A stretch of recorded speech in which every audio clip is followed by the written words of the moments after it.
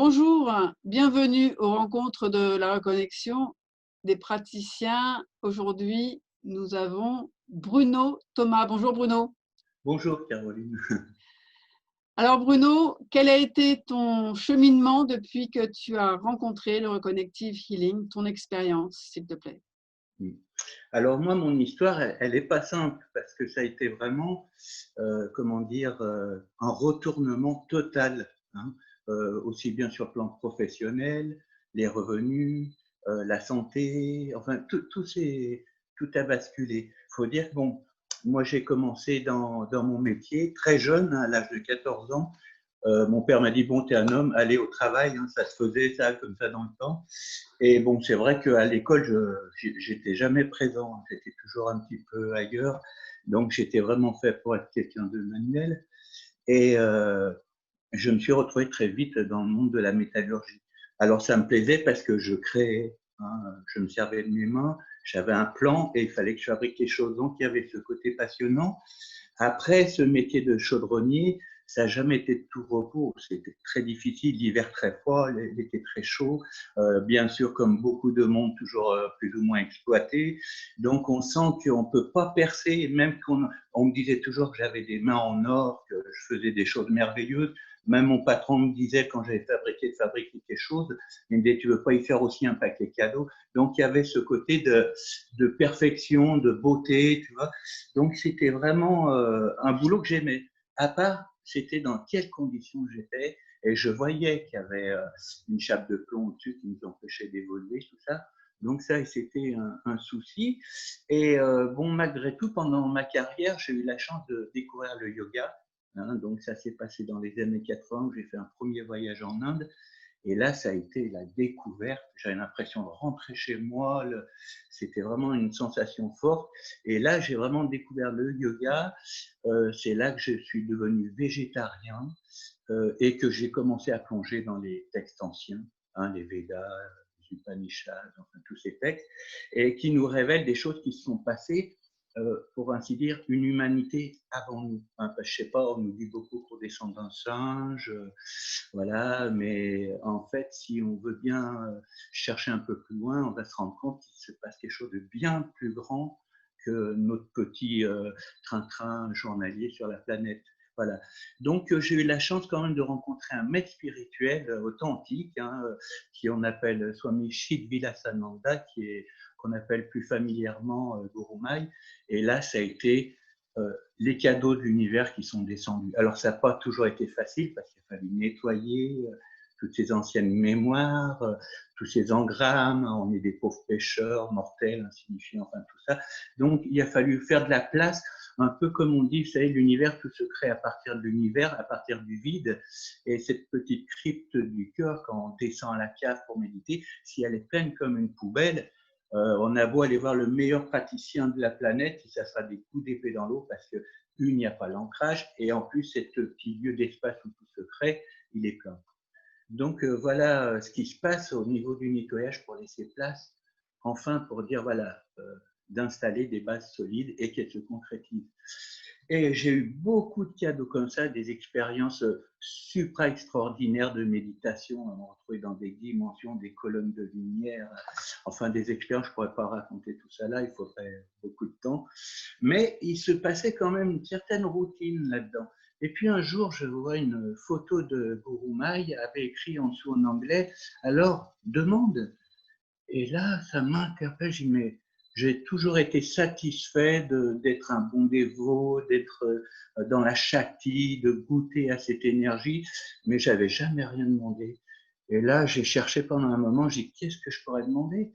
Et j'ai fait le bilan de ma situation. Je dis, c'est vrai que j'ai reçu beaucoup d'amour, beaucoup de lumière, beaucoup de connaissances, et j'aimerais pouvoir partager ça. Et donc, mon histoire avec la reconnexion, elle commence là. À partir de ce moment-là, j'entends parler de François Constanti, hein, qui était mentor de la reconnexion à l'époque à Paris, qui descend à Lyon faire une conférence. Donc, et à l'époque, j'étais passionné d'énergétique, des fréquences, les ondes de forme. Là, j'ai une musique sacrée. Donc, quand j'entends parler qu'il vient nous parler des fréquences de la reconnexion, ça m'interpelle, ça me parle. Et donc, je vais à cette conférence. Et là, en même temps, je rencontre un ancien ami du yoga que j'avais perdu de vue, qui me dit bah, je suis praticien de la reconnexion, je fais de la reconnexion. Alors là, tout commençait à se converger un peu. Et donc, cette conférence commence et je commence à sentir comme des grandes boxes autour de mes mains, mais comme à des essaims d'abeilles. C'était vraiment très puissant. Et puis aussi une couronne sur la tête posée comme ça. Et là, vraiment, je buvais toutes ces paroles. Alors, on faisait les joujoux avec les fréquences, on jetait la petite bavale, enfin, tout ce qu'on connaît dans le niveau 1. Et il était question de faire tourner une sphère dans les mains, comme ça. Et il arrive un moment où je me retrouve vraiment avec un objet solide entre les mains, mais à pas pouvoir serrer les mains. Et là, je me dis, waouh, c'est quoi ce truc de dingue, quoi? Qu'est-ce qui se passe et comment ça vient là parce qu'on m'en parle et c'était où avant, quoi, hein. Bon, c'est vrai que j'ai eu des expériences dans le yoga de ces énergies, donc j'étais quand même pas très étonné. Mais voilà.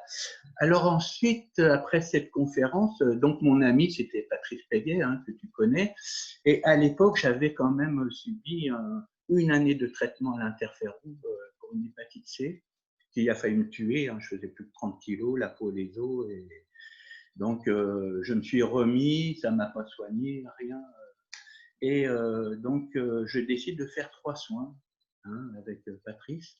D'accord. Et donc, on fait un premier soin, je sens vraiment l'énergie, tout ça, hein, ça bouge. Je fais le deuxième soin, le troisième soin. Et il se trouve que j'avais une amie qui fait du quantique, Sio, Indigo, là, tout ça.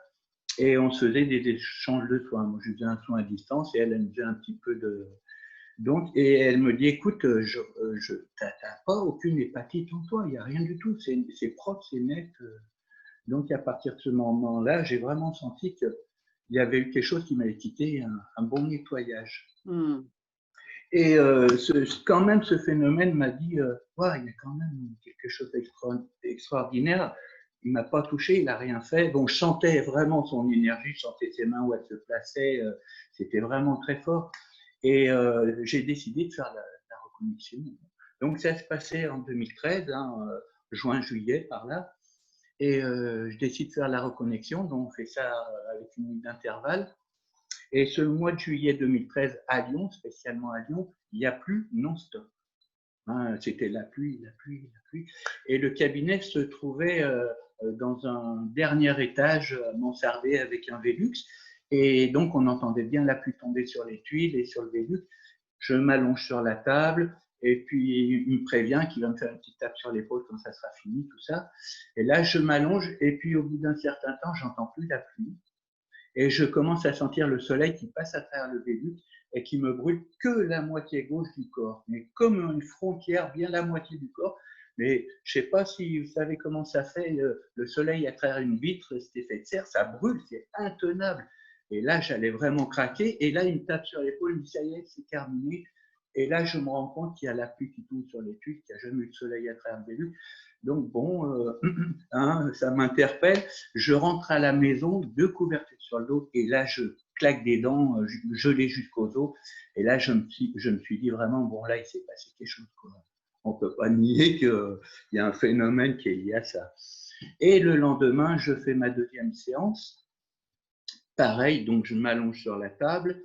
Et au bout d'un certain moment, je suis vraiment détendu.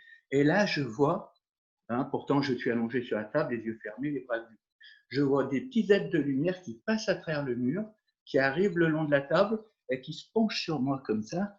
Et je les vois net. Hein. Ils sont tellement lumineux qu'on ne voit pas les reliefs, on ne voit pas les traits, mais on voit que la silhouette comme le soleil. Et très lumineux, mais pas éblouissant. Et pas très grand, hein, avec des têtes un peu en forme de goutte d'eau à l'envers et un petit corps d'enfant comme ça. Bon. Et puis en même temps, dans cette deuxième séance, je me vois aussi devant un grand tableau blanc, hein, avec un feutre à la main en train d'expliquer à une foule de gens des équations, des machins que même moi je ne pourrais pas expliquer ce que c'est maintenant. Enfin bref, voilà mon expérience vécue pendant cette deuxième séance. Et à partir de là, c'est là que tout a changé. Donc, comme j'étais avec Patrice, qui était déjà mentor, ça m'a permis de vraiment avoir toutes les informations sur ce que c'était. Et il se trouvait qu'il y avait une formation à Barcelone, hein, dont, je pense que c'est là qu'on s'est rencontrés la première fois. Et ça a été vraiment extraordinaire. Hein. C'était d'abord, j'aurais pas pu faire cette formation parce que j'étais encore dans cette condition de travail exploité, toujours à avoir des difficultés à joindre la fin du mois, tout ça. Et là, il s'agissait de faire un déplacement, payer un séminaire, l'hôtel, tout ça.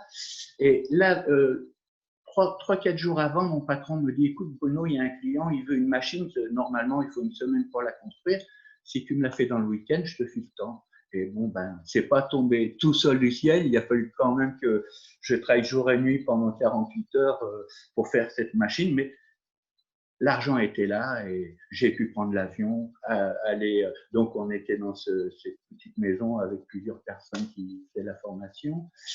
Et donc, j'ai suivi cette formation, dont le premier événement, ça a été quand Eric Pearl parle, hein, le vendredi, qui parle à tout le monde. Et là, vraiment, je sentais l'énergie qui grimpait. C'était dense. Hein. Dans le yoga, on appelle ça la Shakti. Et il y a tellement de Shakti, on dit elle est coupée au couteau tellement c'était. Et je trouvais les gens tous beaux. Enfin, j'étais vraiment dans un état vraiment bizarre, quoi. Et donc, pour finir, après cette formation, tout s'est enchaîné. Je perds mon boulot. Alors, c'est vrai que j'avais ce désir de libération. Je voulais sortir de cette condition. Je voyais que tout était étudié pour pas sortir de ça. Et il se trouve que je fais entre-temps un petit voyage en Inde, un pèlerinage avec un petit groupe, et on se rend sur plusieurs lieux saints, dont l'ashram de Mère Aurobindo, de, de Mère, aussi de l'ashram dans le sud. Enfin, plusieurs lieux saints comme ça. Et à chaque fois, je priais libération, libération, libération. Il fallait qu'il se passe quelque chose. Et en arrivant en France, je pose ma valise, crac. Je me retrouve plié en deux, une vertèbre qui sortait pratiquement. Je me retrouve en invalidité, donc pas moyen de reprendre le boulot. Et ça a duré pendant 2 ans où je travaillais plus, hein, j'étais invalide. Et j'ai eu la chance d'avoir un bon chiropracteur qui m'a redressé, remis en place. C'est presque un miracle d'être sur mes jambes et pas dans un fauteuil. Et puis plus les soins, hein, les fréquences, tout ça. Ce qui fait que vraiment, bon, c'est sûr que maintenant, je ne peux pas me permettre de faire le jeune homme de 20 ans, sauter à pieds joints sur la table ou porter du poids, mais je suis quand même en pleine forme et debout sur mes jambes. Voilà. Donc, par rapport à ça, quand je suis arrivé, je me retrouve sans travail. Donc, cette occupation du travail, une fois qu'il a été sorti, ça a créé un vide. Et comme on dit, tout se crée à partir du vide. Là, je me suis vraiment retrouvé à mettre les pieds à l'étrier, en quelque sorte, à partager un cabinet avec Patrice, commencer à avoir une clientèle, voir ce qui se passe dans mes mains et le résultat dans les gens. Donc, ces fameux signes, hein, des paupières, les mouvements, les doigts qui bougent. J'ai même eu des bras en croix, des gens qui se mettaient à siffler comme des serpents en continu, comme ça, une longue expire. Vraiment des trucs à dire, bon, il se passe vraiment quelque chose. Et c'est ça qui m'a amené jusqu'à aujourd'hui à tenir le coup. C'était ce résultat, hein, dont certains étaient extraordinaires, hein, des thyroïdes, dont un cancer complètement nettoyé sans aucune trace, des eczémas, enfin des tas de choses comme ça, mais vraiment 3 soins, j'ai jamais fait plus. Hein, ça, vraiment, on dit que dans les grosses pathologies, on fait 2 à 3 soins et on peut revenir. Là, je crois que c'est vrai quand on dit que le soin, les 10 premières minutes, on fait au travail, ça se déplace à la vitesse plus rapidement que la lumière et ça va vraiment mettre son doigt là où il y a la cause. Hein. On n'est pas là à couper ce qui dépasse, on va vraiment à la cause. Bon, après, on dit que ça travaille au niveau de l'ADN, ça réharmonise au niveau cellulaire, il y a un rééquilibrage. Alors, je sais que la dernière fois, tu parlais de ce point zéro, et c'est vrai qu'on en est là, hein, il faut vraiment être en équilibre. Et alors, équilibre, c'est bizarre parce qu'en fait, on nous dit que notre côté cartésien, c'est 1% et notre côté féminin sacré, c'est 99%. Hein, donc, équilibre, mais on en est là. Et en même temps, scientifiquement, on nous explique qu'on a fait celui de l'infini, on a fait cette boucle dans la descente de la matière, et là, on nous dit on arrive au point zéro. Et c'est justement que là, la reconnexion est importante. Donc, on peut expliquer ça un peu en détail. Mais avant, il faut savoir que en ce moment même, à l'humanité, il est demandé de passer en 5e dimension. Hein. Et si on ne le fait pas, ben, c'est comme à l'école. On replonge. Et quantiquement, ce passé, ce futur sont dans l'instant présent. On replonge en quoi? Dans le même méli-mélo de toute cette histoire. Et là, il faut savoir que la 5e dimension, c'est une pelure d'oignon. Hein, il y a certaines personnes qui peuvent passer la tête et dire waouh, waouh, c'est extraordinaire, il y a ça, il y a ça.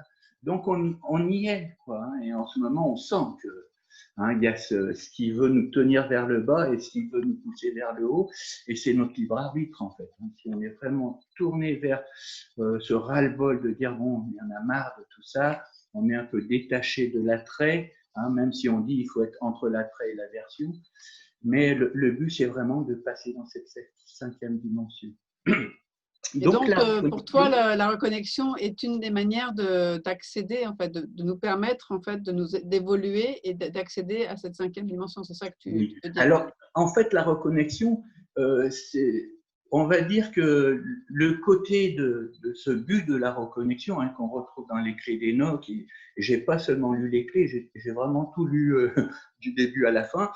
Tout est expliqué, hein, vraiment par rapport à ces clés. Pourquoi on se reconnecte à cette grille, ces lignes-lait. On ne parle pas de la grille cristalline encore là, hein, on parle bien des lignes-lait. On parle de… Voilà. Et ces lignes-lait sont reliées à toutes les pyramides autour de la planète. Hein. Des fois, on nous fait croire qu'il n'y en a qu'une, mais il y en a un peu de partout. Alors qu'elles soient sous terre ou immergées, elles sont là. Et c'est bien expliqué dans les clés d'Enoch. On vit cette époque maintenant où ces grilles vont être activées. Et ça va créer ils appellent ça des piliers de lumière qui vont nous mettre en relation avec ces frères de lumière. Alors on pourrait donner des noms parce qu'on donne leur nom, leur fonction, qu'est-ce qu'ils font, comment ils ont pas. Alors voilà, on va pas s'étendre. Ça, c'est un autre sujet. Mais notre but, c'est quand même de passer à un plan supérieur, hein, et sortir aussi de l'illusion. Hein. En Inde, on appelle ça Maya. Alors, souvent, on dit, mais Maya, la table, elle est vraiment solide, tout ça, on est bien. Et ça, il faut savoir que c'est une projection du mental collectif. Hein. Notre mental à nous, on sait maintenant que la pensée est matérielle, hein, on la mesure, même si c'est très subtil, ça reste de la matière, on peut le mesurer, et c'est pareil pour toutes les ondes qu'on va émettre de nous-mêmes. Donc si on est vraiment tourné vers la matière, vouloir posséder, dominer, on a cette fréquence basse qu'on appelle bas astral aussi, hein, et le fait de faire la reconnexion, on va vraiment remonter nos fréquences jusqu'à être en résonance avec ces êtres qui communiquent avec nous. Comment? C'est de l'information photonique, hein, comme on l'apprend pendant la formation, c'est vraiment bien de le souligner. Et c'est une imagerie symbolique qui vient en nous. Alors, pour quelqu'un qui a travaillé hein, la géométrie sacrée, un peu tout ça, il peut avoir une information assez directe. Autrement, on parle d'une forte intuition. Et cette intuition, elle nous amène à voir… bon, on ne va pas parler de ce qui est bien et mauvais, puisque en vérité, ce sont deux pôles d'une même source. Hein, mais ça va nous interpeller dans le sens de dire dans quelle direction je me tourne et de quelle façon je peux participer à cet événement miraculeux. Parce que là, pour l'instant, on nous fait voir le côté négatif. Hein. Oui, c'est la faim, le machin, les virus, tout ça. Bon, ça, c'est l'effet peur. La peur, elle se trouve dans la petite boîte carrée, c'est le mental. Si on descend dans le cœur, il n'y a plus de peur. Il n'y a que de l'amour, de la compassion, de la lumière. Et c'est ça qui est important. Donc ça, en même temps, c'est une annonce que je fais. Quoi qu'il puisse se passer dans le futur, restez dans le cœur, hein, dans ce lien d'amour. Et on n'est pas seul. La reconnexion, il faut savoir qu'en tant que particule reconnectée, on appartient à un cercle de lumière tout autour de la planète. Bon, on sait maintenant que dans chaque ville de chaque pays du monde, des gens se reconnectent. Et puis, ça fait quand même plus de 20 ans que ça a commencé, ça, je crois. Hein, c'est ça, Caroline? En 93, Eric Pearl a eu ça dans ses mains. Et en fait, ça a commencé à se développer à la fin des années 90. Il a commencé à aller partager. Bon, c'est vrai qu'en France, on a eu un petit peu un arrêt, un peu comme, tu sais, la radioactivité. C'est très spécial, la France. On a du mal à avoir l'information alors que ça s'est déjà propagé partout. Mais enfin, c'est vrai qu'aujourd'hui, avec Internet, l'information circule plus vite. Et c'est là aussi qu'on a vu pendant cet événement des tours jumelles, là, cet attentat, les satellites autour de la planète ont mesuré ce pic d'émotion. Donc, on sait qu'on est tous connectés émotionnellement et c'est ça qui compte de savoir qu'on fait partie d'un groupe.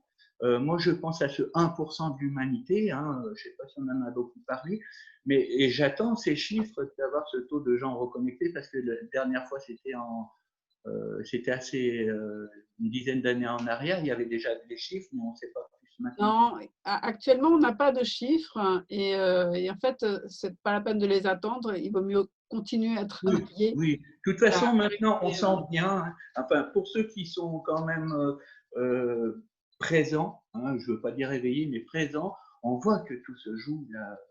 Et puis, vraiment, plus on reçoit cette information, et plus en bas, on sent que ça veut nous la cacher. Alors, qu'on parle des chaînes trail ou quoi que ce soit, cette information ne peut pas s'arrêter. Alors, moi, j'ai eu cette vision, j'étais dans mon cabinet, j'attendais un patient, je regardais par la fenêtre, c'était l'été, et je vois qu'il neige. Mais cette neige, comme de la neige, mais c'était des particules de lumière. Et ça tombait vraiment comme de la neige. Et puis, à un moment, je me retourne et je vois qu'il neige aussi dans le cabinet, que ça tombe partout. Et là, ça m'a rappelé certains textes où on voit bien ces petites flammes de lumière qui descendent. Et si on est en état de réceptacle, on reçoit. Et si on est toute la journée comme ça sur son portable, on passe à côté. Donc, je pense que la reconnexion, elle est là pour qu'on soit en état de réceptacle, qu'on reçoit cette information. Et ça, c'est un cadeau pour nous permettre de passer ce changement, cette mutation en quelque sorte qui se fait. Et en même temps, le fait d'être reconnecté à cette grille de lumière, on est protégé. On est dans cette lumière. On voit qu'il y a des événements qui se passent autour de nous, mais nous-mêmes, on se sent toujours plein d'énergie, on se sent protégé et surtout pas seul. Voilà. Merci Bruno, très très riche témoignage. On est parti en Inde, on est parti dans la métallurgie, c'était super. Je te remercie beaucoup. Tu as parlé déjà de témoignages de tes clients, etc. Tu recommandes aux gens de se former? Ah oui, oui. D'ailleurs, moi je leur explique que ce qui m'a amené à la formation, c'est d'abord ma guérison et ma reconnexion qui m'a ouvert vraiment. Il a fallu la reconnexion pour qu'il se passe un déclic. Parce que pendant toutes ces années de yoga, j'avais vraiment de la grâce, je faisais des expériences, j'étais vraiment dans la compassion. Mais voilà, je retourne au travail, comme de fait, quand on rentre en méditation, c'est nirvana. Puis quand on ressort, le klaxon et que de poisson, on retourne dans la matrice. Là, la reconnexion nous permet d'être dans la méditation et dans la matrice. Donc, on a un œil qui regarde vers l'extérieur et un œil qui regarde vers l'intérieur. Et c'est ça qui est important, c'est d'arriver à vivre ça quand on se lave les dents, quand on fait ses courses, quand on travaille. C'est pas évident, le mental, on voit comment il peut. Il suffit qu'on entend parler que quelqu'un s'est fait rouer de coups dans la rue par la police parce qu'il n'a pas voulu mettre son masque pour que ça y est, on se met en ébullition.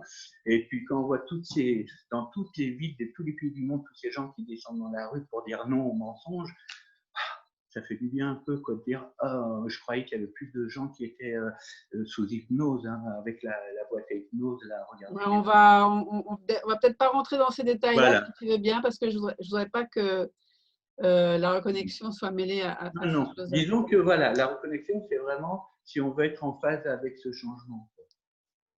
Merci beaucoup. Merci beaucoup. Tu nous as parlé de conscience, d'évolution, et c'est bien ce à quoi tu nous Alors, offres. c'est vrai que les praticiens de la reconnexion, ça, c'est vraiment la Bible, les clés d'Enoch.